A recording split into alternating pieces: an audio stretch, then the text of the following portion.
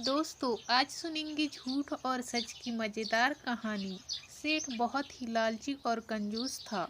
वह किसी भी सामान को आसानी से प्रयोग में नहीं लाता था। वह जितना हो सकता था उतना बचाता था। उसका मानना यह था कि जितना हम बचा सकते हैं उतना ही अच्छा है।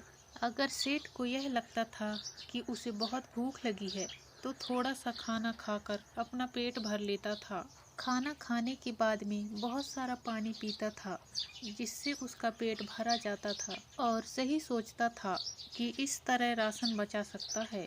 लेकिन सेठ की पत्नी ऐसी नहीं थी। वह बहुत ही अच्छा खाना खाती थी। जब भी सेठ बाहर जाता था वह बहुत अच्छे अच्छे पकवान बनाकर खाती थी और सेठ को इस बात का बिल्कुल भी पता नहीं था। एक दिन से उसने सोचा कि मैं राशन हर महीने लेकर आता हूँ, लेकिन वह महीने ख़त्म होने से पहले ही ख़त्म हो जाता है। जबकि मेरा मानना यह है कि वह अगले महीने तक भी चलना चाहिए। लेकिन सेठ को इस बात का बिल्कुल भी पता नहीं था कि जब सेठ बाहर जाता था तो उसकी पत्नी बहुत अच्छा अच्छा खाना बनाकर खाती थी और बहुत सारे पकवान भी बनाती थी, जो कि सेठ के सामने नहीं कर पाती थी। सेठ को इस बात का पता लगाना था कि मेरा राशन कैसे ख़त्म हो रहा है। तभी सेठ एक बोलता हुआ तोता लेकर आया। वह तोता इंसानी भाषा में बोलता था। वह तोता उसने अपने कमरे के अंदर एक पिंजरे में टांग दिया और बाहर चला गया। उसकी पत्नी को इस बात का पता नहीं था और जब सेठ शाम को घर आया तो उसने देखा कि तोता कुछ बोल रहा है।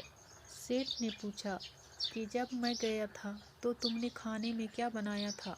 तो उसकी पत्नी ने कहा कि मैंने तो सुबह का बचा हुआ ही खाना खाया था। पत्नी के कहने के बाद तोता बोलने लगा कि आज सेठानी ने बहुत अच्छा खाना बनाया है।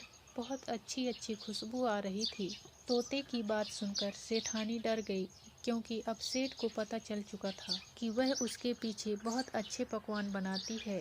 सेठ ने अपनी पत्नी को बहुत डांटा और कहा कि तुम्हें ऐसा नहीं करना चाहिए। हमें जितना हो सके बचाना चाहिए। आखिरकार एक तोते ने सच बोल ही दिया। हम कितना भी झूठ को छुपाएं, लेकिन सच एक दिन सामने आ ही जाता है। आज के लिए बस इतना ही दोस्तों। मिलते हैं अगले वीडियो में। तब तक के लिए धन्यवाद।